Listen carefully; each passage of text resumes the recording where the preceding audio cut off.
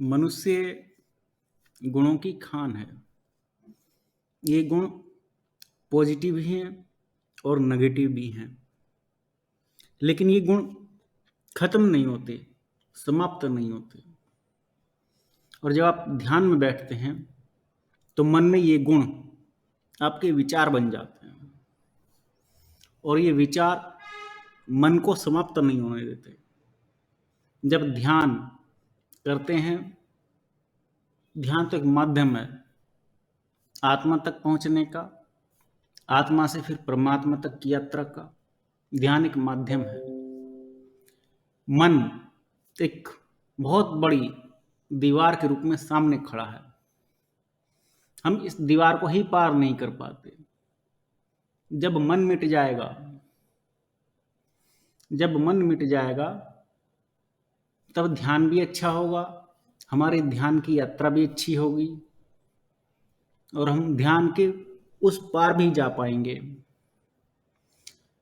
ये दीवार इतनी मजबूत क्यों है? ये मन रूपी दीवार इतनी मजबूत क्यों है कि टूटती नहीं और मन समाप्त नहीं होता? मन क्यों नहीं मरता? इसका कारण है हमारे गुण।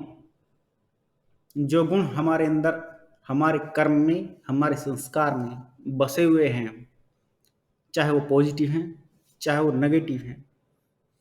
तो जब हम ध्यान में बैठते हैं, मन बहुत तेजी से जागृत होकर उन गुणों को जो कर्म के माध्यम से हमारे अंदर बाहर से आ गए हैं, उनको विचार बना करके प्रस्तुत करता है। कभी पास्ट की बात याद आती है, कभी भविष्य की अनगिनत और व्यर्थ कल्पनाएं याद आती हैं। बिना वजह के व्यर्थ के स्वप्न, दुस्वप्न शुरू हो जाते हैं, लेकिन कभी मन नहीं मरता। ये समस्या हमारे गुणों की और कर्मों की है, हमारे विचारों की है। इन विचारों से समस्या बनी रहती है। जब हमारे गुण समाप्त हो जाएंगे तब हम मन के पार पहुंच जाएंगे, क्योंकि विचार ही नहीं होंगे। जहां मन मर गया उसी समय पर समाधि लग जाएगी।